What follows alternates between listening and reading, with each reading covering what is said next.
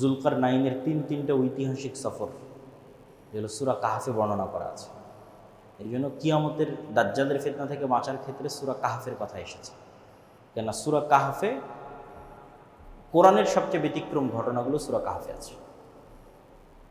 একটা হচ্ছে জুলকার নাইনের সফর, ব্যতিক্রম সফর, যেখানে একটা সফরে গিয়ে তিনি ইয়াজুজ মাজুজকে পেলেন এবং তাদেরকে আটকে দিলেন, আড় তৈরি করে দিলেন, পৃথিবীর মানুষকে ডিস্টার্ব দিতে পারবে না। আর একটা আসহাবে কাহাফের ঘটনা,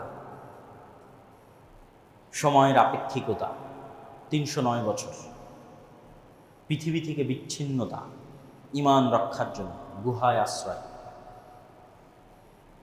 আর আরেকটা হচ্ছে খিজির এবং মুসা আলাইহিস সালামের ঘটনা। এটা তো আরও আশ্চর্য, কেন পৃথিবীর ফিজিক্স সেখানে কাজ করেনি। যেখানে খিজির আলাইহিস সালাম একটা শিশুকে হত্যা করে বলতেছেন যে এই শিশু বড় হলে তার বাপ মাকে হত্যা করবে, তো ভবিষ্যৎ দেখে এসে অতীতে বাস্তবায়ন। এটা পৃথিবীর টাইম ফ্রেমে ইম্পসিবল, যে আমি পৃথিবীর টাইম ফ্রেমে সময়ের সফর করব এবং সময়ের সফর করে ভবিষ্যৎ দেখে আসব, ভবিষ্যৎ দেখে এসে ওটাকে অতীতে সংশোধন করব। এগুলো শুধু সায়েন্স ফিকশনে সম্ভব, এখন পর্যন্ত বাস্তবে সম্ভব না। কিন্তু সেটা কোরআনের মধ্যে খিজির আলাইহিস সালাম করতেছে। বলছেন এই ছেলে বড় হলে তার বাপ মাকে হত্যা করবে, তাই অতীতে তিনি তাকে হত্যা করতেছেন আগেই। তো খিজির আলাইহিস সালামের সাথে সাক্ষাতের ঘটনা এবং তাকে খুঁজে বের করার ঘটনা এবং তার আড়াল হয়ে যাওয়ার ঘটনা পুরোটাই রহস্য। এই জন্য খিজির আলাইহিস সালাম সম্পর্কে পরবর্তী তার হাদিসেও কোনো স্পষ্ট বিবরণ খুঁজে পাওয়া যায় না, যে তিনি কে, কই থেকে আসলেন, নবী কিনা, কই থাকেন, খুঁজে পাওয়া যায় না। কিন্তু অবশ্যই কিছু কোয়েশ্চেন মার্ক আছে। সেই কোয়েশ্চেন মার্কগুলো কি? স্বাভাবিক পৃথিবীর কেউ হলে আল্লাহ সুবহানাহু ওয়া তাআলা বলতেন অমুক গ্রামে যাও, অমুক শহরে যাও, আমার একটা বান্দা আছে, খুঁজে পাবা, মানুষজন তাকে চিনি। আল্লাহ বলছেন না, তুমি মাছ ভেজে নাও, এই মাছ যেখানে জীবিত হয়ে সমুদ্রের মধ্যে, সমুদ্রের ধার দিয়ে চলতে থাকো, সমুদ্রের মধ্যে যেখানে এই মাছ জীবিত হয়ে চলে যাবে ওখানে তুমি পাবা। তারপরে মুসা আলাইহিস সালাম ভুলে গেলেন, ইউশা বিন নুন ভুলে গেলেন। পরে মনে পড়লো আরে মাছ তো নাই, মাছ তো বের হয়ে গেছে। কোথায় বের হয়ে গেছে? আবার সেখানে ফিরে চলো। সেখানে দেখছে একজন কম্বল চাদর মুড়ি দিয়ে শুয়ে আছে এবং তিনি আশ্চর্য হচ্ছেন যে এখানে কে সালাম দিচ্ছে। আশ্চর্য হচ্ছে যে জান্নাতের সালাম এখানে কে দেয়। কে তুমি? মুসা, নবী মুসা। তো বলে যে নবী মুসা। তারপরে তো লম্বা ঘটনা। তো এই জিনিসগুলো থেকে একটা কোয়েশ্চেন মার্ক আসে। সেটাই যে নিশ্চিত তা বলা সম্ভব নয়, কিন্তু এতটুকু বলা যায় যে আল্লাহ সুবহানাহু ওয়া তাআলা সকল কিছুর উপর ক্ষমতাবান। মানুষের জ্ঞানের এবং দৃষ্টির সীমাবদ্ধতা অনেক বেশি, যেটা আমরা ভিন্ন প্রাণীর সাথে যদি আমাদেরকে তুলনা করি তাহলে আমরা বুঝতে পারি যে এই ঘরের মধ্যে যদি একটা পাখি ছেড়ে দিই তাহলে জানালা সে খুঁজে পাবে না, কাঁচের সাথে বাড়ি খেতে থাকে। তাহলে পাখির দৃষ্টির সীমা আর আমার দৃষ্টির সীমার মধ্যে আসমান জমিন পার্থক্য, অথচ একই পৃথিবীতে বসবাস করতেছি। আবার আমি আপনাকে যেভাবে দেখতেছি, কুকুর কিন্তু আমাকে সেভাবে দেখে না। আবার সাপ কিন্তু আমাদেরকে সেভাবে দেখে না, তার চিনার, তার শ্রবণ, তার দৃষ্টি ভিন্ন। পিঁপড়ার যে গন্ধ সংগ্রহের যে ক্ষমতা সেটা ভিন্ন। তো প্রত্যেকটা সৃষ্টিজীবের সাথে আর এক সৃষ্টিজীবের আসমান জমিন পার্থক্য। ফলত এক একজন এক এক ডাইমেনশনে থাকে, তারা আর একজন সম্পর্কে পরিপূর্ণ নলেজ অর্জন করতে পারে, এটা সম্ভব নয় যদিও একই পৃথিবীতে বসবাস করে। ঠিক ওই সেম ওই ধরনের কারণেই পৃথিবী, এখানে ফেরেশতারাও আছে কিন্তু আমরা দেখতে পাচ্ছি না। এটাই তো ঈমান। এখানে জিনেরাও থাকতে পারে কিন্তু আমরা তাদের দেখতে পাচ্ছি না। কোরআন এবং হাদিসে তো এভাবেই বলা আছে। মানুষ এলিয়ন খুঁজতেছে, তো মানুষ বাদে আর এক সৃষ্টিজীবের কথা পৃথিবীতে আছে, বলাই তো আছে, বুদ্ধিমান সৃষ্টিজীব, একটা ফেরেশতা, একটা জীব। কোরআন এবং হাদিসেই বলা আছে। তাহলে ওইভাবেও যে আল্লাহ সুবহানাহু ওয়া তাআলা দাজ্জাল এবং ইয়াজুজ মাজুজকে রাখতে পারবেন না, এটা অসম্ভব নয়। দ্বিতীয়ত, আল্লাহ সুবহানাহু ওয়া তাআলা যেমন 7 আসমান সৃষ্টি করেছেন, ঠিক তেমনি 7 জমিনও সৃষ্টি করেছেন। এবং 7 আসমান সৃষ্টিতে আল্লাহর যার সময় লেগেছে, 7 জমিন সৃষ্টিতে আল্লাহর তাই সময় লেগেছে। এবং কোরআনে আল্লাহ সুবহানাহু ওয়া তাআলা বলছেন যে প্রত্যেকটাতেই আল্লাহর আদেশ অবতীর্ণ হয়। ইয়াতানাজ্জালুল আমরু বাইনাহুন্না, প্রত্যেক আসমান এবং প্রত্যেক জমিনে আল্লাহর ওহী যায়, আল্লাহর আদেশ যায়।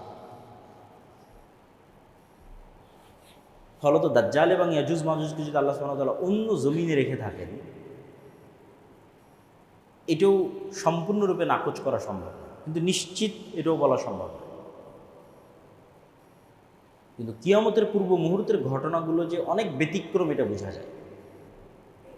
যে একদিন 1 বছরের সমান, এটা আল্লাহ চাইলে এমনিই করতে পারে। এখনও যদি আল্লাহ সূর্যকে আদেশ দেয় স্থির হওয়ার জন্য, তো একদিন 1 বছরের সমান হয়ে যেতে পারে।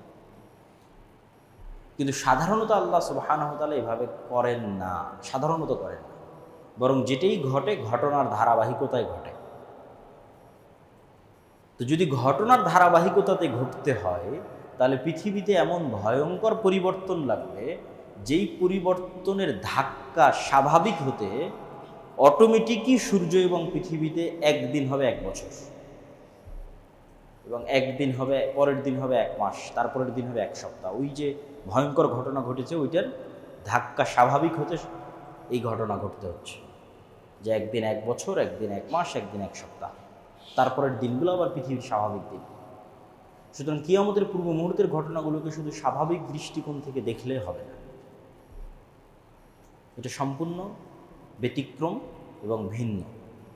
দাজ্জালের ফিতনা পৃথিবীর সবচেয়ে ভয়ঙ্কর এবং ভয়াবহ ফিতনা, এবং সবচেয়ে ব্যতিক্রম ফিতনা, ভিন্ন ফিতনা।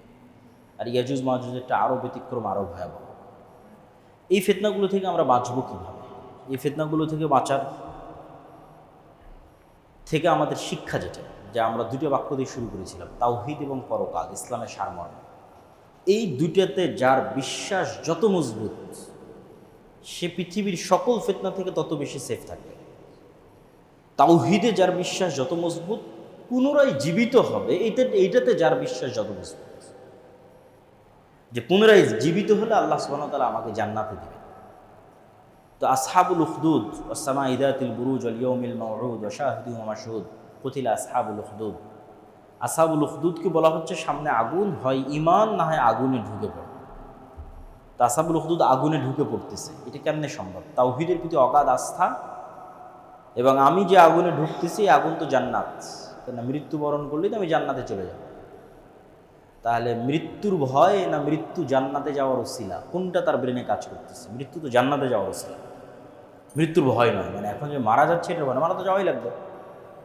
তাহলে আমার এই মৃত্যুটা হচ্ছে জান্নাতে যাওয়ার উসিলা, মরলেই জান্নাতে চলে যাবে। তাহলে ওই যে পরকালের প্রতি অগাধ আস্থা, তাহলে ওই আগুনের মধ্যে সে জান্নাত দেখতে পাচ্ছে, ফলত তার জন্য ওই আগুনে ঢোকা সহজ। এই ধরনের ঈমান ছাড়া পৃথিবীর কোনো ফিতনা থেকে বাঁচা সম্ভব না। আমরা তো এখনও অসংখ্য ফিতনার মধ্যে আছি। তাওহীদ, আল্লাহর অস্তিত্ব এবং আল্লাহর শক্তি এবং ক্ষমতার উপর অগাধ আস্থা, এবং আল্লাহ আমাদের পুনরায় সৃষ্টি করার ক্ষমতা রাখেন, বিচার করবেন এবং বিচারের পরে আমাদেরকে জান্নাত অথবা জাহান্নামে দিবেন, এটার উপর অগাধ বিশ্বাস। এবং এই জিনিসগুলোরই শিক্ষা সূরা কাহফের মধ্যে যে ঘটনাগুলো আছে সেগুলোর মধ্যে আছে।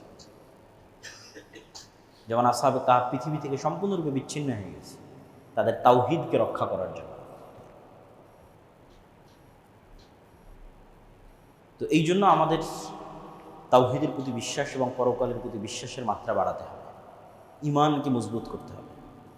আমার ছোট্ট একটা বই, আল্লাহর পথে যাত্রা, এই বইটা লেখার পিছনে উদ্দেশ্য এটাই, যে মানুষের ঈমানকে কিভাবে, যে 6টা ঈমান ইসলামের বেসিক মৌলিক ঈমান, এই 6টার প্রতি মানুষের বিশ্বাসকে কীভাবে মজবুত করা যায়, যেন মানুষ দেখতে পাচ্ছে, যেন মানুষ আল্লাহকে, ফেরেশতাকে, পরকালকে, জান্নাত এবং জাহান্নামকে দেখতে পাচ্ছে। এই ধরনের ঈমান ছাড়া আমাদের মুক্তির কোনো রাস্তা নাই। আল্লাহ সুবহানাহু ওয়া তাআলা আমাদের দাজ্জালের ফিতনা থেকে বেঁচে থাকার তৌফিক দান করুক, আল্লাহুম্মা আমিন।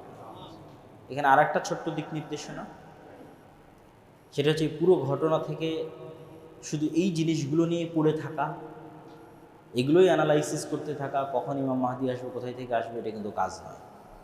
কেননা আপনার মৃত্যুই আপনার কিয়ামত। যত মানুষ পৃথিবী থেকে বিদায় নিয়েছে তাদের কিয়ামত হয়ে গেছে। কিয়ামত মানে কি? কিয়ামত মানে হচ্ছে পরকালে যেগুলো ঘটবে সেগুলো দেখতে পাওয়া। তো আপনি মৃত্যুবরণ করলেই তো ফেরেশতাকে দেখতে পাবেন, জান্নাত দেখতে পাবেন, জাহান্নাম দেখতে পাবেন, তাহলে তো আপনার কিয়ামত হয়েই গেছে।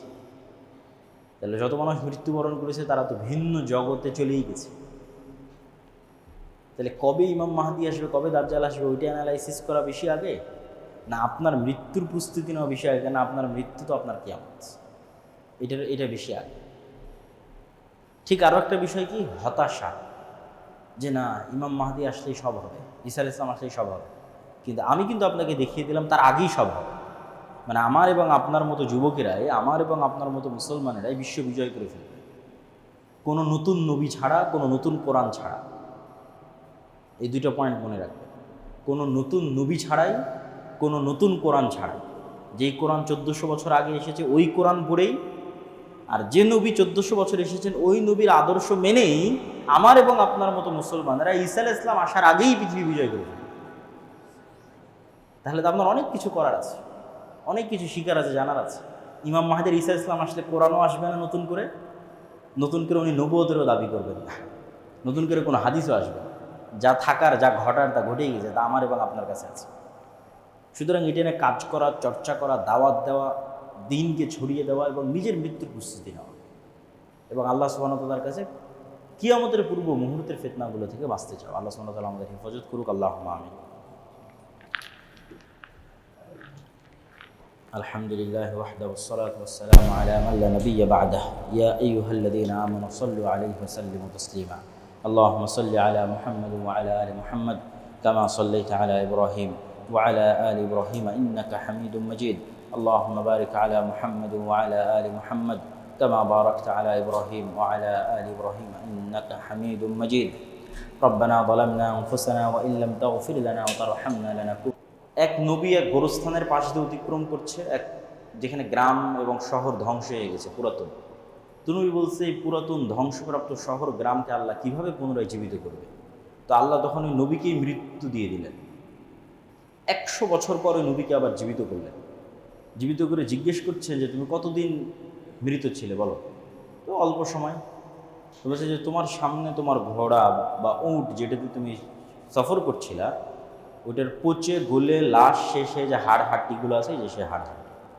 তাহলে সময় অতিক্রম হয়েছে 100 বছর। তাই আমি এভাবেই জীবিত করতে পারি। এরকম অসংখ্য মৃতকে জীবিত করার ঘটনা আল্লাহ সুবহানাহু ওয়া তাআলা ঘটিয়েছে, এবং ঘটাতে ঘটাতে এটাকে আরও সহজ করে দেওয়ার জন্য মানুষের ব্রেনে, যে এটা কঠিন নয়, অসম্ভব নয়, আল্লাহ একজন নবীর মোজেজাই দিয়ে দিলেন হচ্ছে মৃতকে জীবিত করা, ঈসা আলাইহিস সালাম। তিনি এভাবে একটা এক মুঠ মাটি নিতেন আর বিসমিল্লাহ ইজনিল্লাহ বলে ফু দিতেন, মাটি থেকে ইনস্ট্যান্ট পাখি হয়ে আকাশে উড়ে যেত। উনি যে কোনো মৃত মানুষের গায়ে হাত দিতেন, বিসমিল্লাহ ইজনিল্লাহ বলতেন, মানুষ জীবিত হয়ে যেত। তাহলে ঈসা আলাইহিস সালামের কাছে এসে মৃতকে জীবিত করাকে আল্লাহ ডাল ভাত বানিয়ে দিলেন, যে এটা এত ইম্পসিবল কিছু নয় যে তুমি অবিশ্বাস করবা যে আল্লাহ তোমাকে জীবিত করতে পারবে। এই সেম জিনিসই ঘটবে। আমরা যে কিয়ামতের পূর্ব মুহূর্তের ফিতনাগুলোর কথা বলতেছি, এই কিয়ামতের পূর্ব মুহূর্তের সবচেয়ে বড় ফিতনা হচ্ছে দাজ্জাল। দাজ্জালকে আল্লাহ সুবহানাহু ওয়া তাআলা এই সেম ক্ষমতা দিবে যে সে মৃতকে জীবিত করতে পারবে। এবং এখান থেকে আমাদের বুঝতে হবে দাজ্জালের ফিতনা কেন ভয়াবহ। এবং আমরা যে ইসলামের দুটো সারমর্ম 2 বাক্যে তুলে ধরেছি, একটা তাওহীদ আর একটা পুনরুজ্জীবন এবং পুনরুত্থান। তো তাওহীদ যেহেতু ইসলামের মৌলিক বিশ্বাস এবং কোরআনের মূল সারমর্ম, তো যত যুক্তি তর্ক আল্লাহ নিজে তাওহীদের পক্ষে কোরআনে তুলে ধরেছেন, সেই যুক্তি তর্কের সারমর্ম হচ্ছে যার মধ্যে রব হওয়ার যোগ্যতা নাই সে ইবাদতের যোগ্য নয়। যত যুক্তিতর্ক পুরো কোরআনে আছে, তার এক বাক্যে সারমর্ম হচ্ছে যার মধ্যে রব হওয়ার ক্ষমতা নাই সে ইবাদতের যোগ্য নয় বা ইলাহ হওয়ার যোগ্য নয়। এটাকে আল্লাহ দেখবেন বিভিন্ন অ্যাঙ্গেলে ফুটিয়ে তুলবে। আল্লাহ সুবহানাহু ওয়া তাআলা কোরআন মাজিদের মধ্যে জিজ্ঞেস করবে, তোমরা যাদের ইবাদত করো তাদেরকে বলো তো তারা একটি মাছি অথবা মশা সৃষ্টি করতে পারে কিনা। আল্লাহর প্রশ্ন। তাহলে প্রশ্নতে কি বোঝা যাচ্ছে? মশা এবং মাছি সৃষ্টি করার রবের ক্ষমতা। যার মধ্যে রবের ক্ষমতা নাই সে ইবাদতের যোগ্য না। আল্লাহ কোরআন মাজিদে জিজ্ঞেস করবে যে তোমরা যাদের ইবাদত করো তারা দেখতেও পায় না, শুনতেও পায় না। আর আল্লাহ সুবহানাহু ওয়া তাআলা শুনেন এবং দেখেন। তাহলে কি বোঝা যাচ্ছে? দেখতে পাওয়া এবং শুনতে পাওয়া রবের গুণ। তোমরা যাদের ইবাদত করো তারা মৃত, আর আল্লাহ হচ্ছে হাই কাইয়ুম, আল হাইয়ুল কাইয়ুম, চিরঞ্জীব, চিরস্থায়ী। তাহলে যে মরে যায়, যে চিরঞ্জীব নয়, সে রব হতে পারে না, আর যে রব নয় সেই ইবাদতের যোগ্য হতে পারে না। আল্লাহ সুবহানাহু ওয়া তাআলা বলতে বলতে এতদূর পর্যন্ত বলবেন যে তোমরা যাদের ইবাদত করো আল্লাহ ব্যতীত, খেজুরের বিচির উপরে যে পাতলা আবরণ আছে, এই পাতলা আবরণেরও তারা মালিক নয়। তাদেরকে দাবি করতে বলো যে তারা বলুক যে আমরা এই পাতলা আবরণের মালিক। আল্লাহ সুবহানাহু ওয়া তাআলা বলছেন এটাও দরকার নাই দাবি করার। তাদেরকে এইটা দাবি করতে বলো যাদের তোমরা ইবাদত করো, যে ঠিক আছে তারা পৃথিবীর মশামাছি সৃষ্টি করতে পারবে না, তারা চিরঞ্জীব, চিরস্থায়ী নয়, তারা খেজুরের পাতলা আবরণের যে আছে ওই সমপরিমাণ তথা সরিষা সমপরিমাণও কোনো কিছুর মালিক নয়, বাদ দিলাম। এগুলো একটাও যেহেতু তারা করতে পারবে না, সব বাদ দিলাম। এতটুকু বলতে বলো যে আল্লাহ যখন আসমান এবং জমিন সৃষ্টি করেছিল তখন ওরা আল্লাহকে হেল্প করেছিল, ওরা আল্লাহর হেল্পার ছিল, আল্লাহর সহযোগী ছিল, এটা দাবি করে। এটাও তো কারো দাবি করার ক্ষমতা নেই যে আল্লাহ যখন আসমান এবং জমিন সৃষ্টি করেছে তখন আমি আল্লাহকে হেল্প করেছিলাম। সেটা মা কালী, মা দুর্গা হোক, সেটা শাহজালাল, শাহপরাণ হোক, সেটা ঈসা আলাইহিস সালাম হোক আর মারিয়াম আলাইহিস সালাম হোক, আল্লাহ বাদে মানুষ যাদের ইবাদত করে। তাহলে দেখেন আল্লাহ বিভিন্ন অ্যাঙ্গেল থেকে ওই সেম জিনিসটাকে টার্গেট করতেছে যে যার রব হওয়ার যোগ্যতা নাই সে ইবাদতের যোগ্য নয়, সে সিজদা পাওয়ার যোগ্য নয়, দোয়া পাওয়ার যোগ্য নয়, তার কাছে তুমি সাহায্য চাইবে এটার যোগ্য নয়। তাহলে ইবাদতের যোগ্য হতে হলে আগে রবের প্রমাণ দিতে হবে, যে আমি যে রব এর প্রমাণ দিতে হবে। তো এতগুলো যুক্তিতর্ক তুলে ধরে দাজ্জালের ফিতনা ভয়াবহ কেন, এইটা বুঝাতে গিয়ে আমি যেটা বলতে চাচ্ছি সেটা হচ্ছে, দেখেন এত যুক্তি দিয়েও পৃথিবীর সকল বাতিল ইলাহকে তারা যে রব হওয়ার যোগ্য নয়, এটা প্রমাণ করার পরেও কয়জন মানুষ হেদায়েত হয়েছে? কয়জন মানুষ পূর্ণাঙ্গ তাওহীদে বিশ্বাস করে?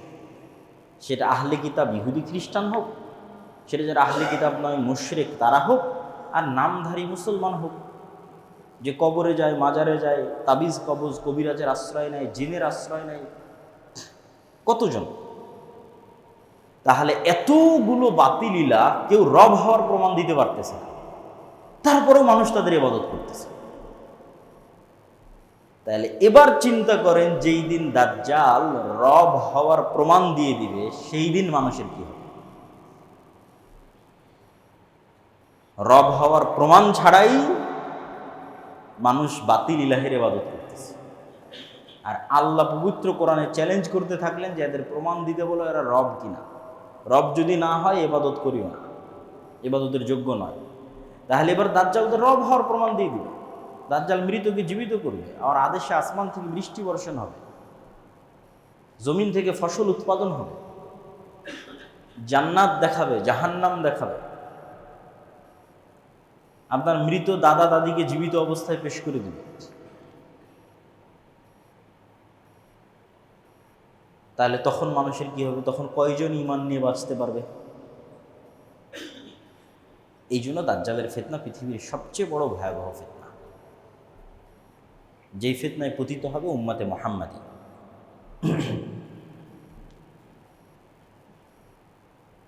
তো আমরা আমাদের আলোচনার বিষয়বস্তু নির্ধারণ করেছিলাম কিয়ামতের পূর্ব মুহূর্তের ফিতনা সম্বন্ধে।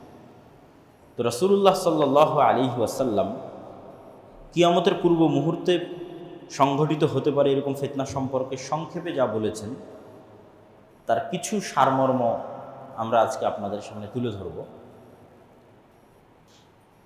একটি হাদিসে রাসূল সাল্লাল্লাহু আলাইহি ওয়াসাল্লাম বলেন, উ'দুদ সিত্তাম বাইনি ওয়া বাইনা ইয়াদাই সাআ, তোমরা 6টা জিনিস গণনা করে রাখো আমার এবং কিয়ামতের মধ্যে। তার মধ্যে 1 নাম্বার হচ্ছে মাউতি, আমার মৃত্যু। আগে অতীতে এক নবীর পর মানুষ আর এক নবীর অপেক্ষা করত, শেষ নবীর পর আর কোনো নবীর অপেক্ষা নাই। শেষ নবীর পর কিয়ামত হবে, একদিন পরেও হতে পারে, 1 বছর পরে হতে পারে, 1000 1 লক্ষ বছর পরে হতে পারে, কিন্তু বাক্য এটাই, শেষ নবীর পরেই কিয়ামত। এই বাক্যের মধ্যে কোনো গ্যাপ নাই, আগে এক নবীর পর আর এক নবী, তারপর আর এক নবী, তারপর আর এক নবী, শেষ নবীর পরে কিয়ামত। তাহলে কিয়ামতের সবচেয়ে বড় আলামত হচ্ছে শেষ নবীর আগমন। মুহাম্মদ সাল্লাল্লাহু আলাইহি ওয়াসাল্লামের প্রেরিত হওয়া কিয়ামতের সবচেয়ে বড় আলামত, যেটা ঘটে গেছে। রাসূল সাল্লাল্লাহু আলাইহি ওয়াসাল্লাম বললেন, ফাতহু বাইতুল মুকাদ্দাস, মসজিদ আকসা বিজয়িত হওয়া, মুসলমানেরা বিজয় করে, যেটি ইতিমধ্যে 2 বার ঘটেছে। তারপর রাসূল সাল্লাল্লাহু আলাইহি তৃতীয়বারও ঘটতে পারে। তারপর রাসূল সাল্লাল্লাহু আলাইহি ওয়াসাল্লাম বললেন, ভয়ঙ্কর ভয়াবহ মহামারী, অসংখ্য মহামারী পৃথিবীতে ইতিমধ্যেই ঘটেছে। এটার দ্বারা কোন মহামারীর উদ্দেশ্য আল্লাহ সুবহানাহু ওয়া তাআলা ভালো জানেন। তবে মহামারীর ভাষা অনেক ভয়াবহ, বাক্যটা যে একটা মুরগির ফার্মে যখন মহামারী লাগে, তখন যখন সব মুরগি মরে যায়, বাঁচে কি বাঁচে না তার কোনো গ্যারেন্টি নাই। তো এইরকম ভয়াবহ মহামারী, যে পৃথিবীতে মানুষ দেখা যাচ্ছে 600 কোটি আছে, সবই শেষ হয়ে গেল, অল্প কিছু মানুষ বাঁচে।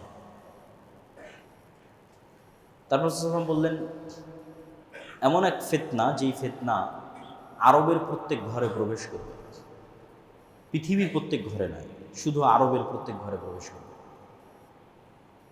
এবং এটা যুদ্ধ বিগ্রহ, মারামারি, গণ্ডগোল, এটাই হবে বলে আমাদের কাছে বেশি বিশুদ্ধ মনে হয়। যে এমন এক যুদ্ধ, এমন এক গৃহযুদ্ধ, যেটাতে আরবের প্রত্যেকটা ঘর যুক্ত হয়ে যাবে, মুক্ত থাকতে পারবে না কেউ। এবং আর এক হাদিসে রাসূল সাল্লাল্লাহু আলাইহি ওয়াসাল্লাম বলেছেন, অচিরেই ফোরাত নদীর মধ্যে থেকে স্বর্ণের পাহাড় বের হবে, যেটা নিয়ে আরবে ভয়ঙ্কর যুদ্ধ তৈরি হবে, যেই যুদ্ধে পুরো আরব অংশগ্রহণ করবে। তো অনেক সময় এই হাদিসগুলো শুনলে মানুষের কাছে আশ্চর্য মনে হয়, কিন্তু আজ থেকে 200 বছর 300 বছর আগে যে মানুষ চলে গেছে, তাকেও যদি বলেন যে মরুভূমির নিচে এরকম তেল আছে আর সেই তেল দিয়ে এই করা সম্ভব, সেও বিশ্বাস করবে না। তো অসম্ভব বলে কিছু নয়, সবই সম্ভব। তারপর রাসূল সাল্লাল্লাহু আলাইহি ওয়াসাল্লাম বললেন, তোমাদের মধ্যে এবং রোমানদের মধ্যে একটি চুক্তি হবে, তোমাদের মধ্যে এবং রোমানদের মধ্যে একটি যুদ্ধ হবে, কিন্তু ওই যুদ্ধের পূর্বে রোমানদের সাথে মুসলমানদের চুক্তি হবে, এবং সেই চুক্তির ভিত্তিতে তারা তৃতীয় একটি পক্ষের বিরুদ্ধে যুদ্ধ করবে। ওই তৃতীয় পক্ষের বিরুদ্ধে যুদ্ধে মুসলমান এবং রোমানরা বিজয়ী হয়। তারপরে মুসলমান এবং রোমানরা আবার মুখোমুখি পরস্পরে যুদ্ধ করবে। রোমান বলতে খ্রিস্টান। তারা কারা? 500 বছর আগে যখন এই হাদিস মানুষ শুনেছে, তখন সে একরকম চিন্তা করতে পারে, আর আজকে আমরা যখন এই হাদিস শুনছি, তখন আমরা আর এক রকম চিন্তা করতে পারি। আরও 500 বছর পরে যখন কেউ হাদিস শুনবে, তখন তারা চিন্তা করতে পারে আর এক রকম। কিন্তু এতটুকু নিশ্চিত যে খ্রিস্টান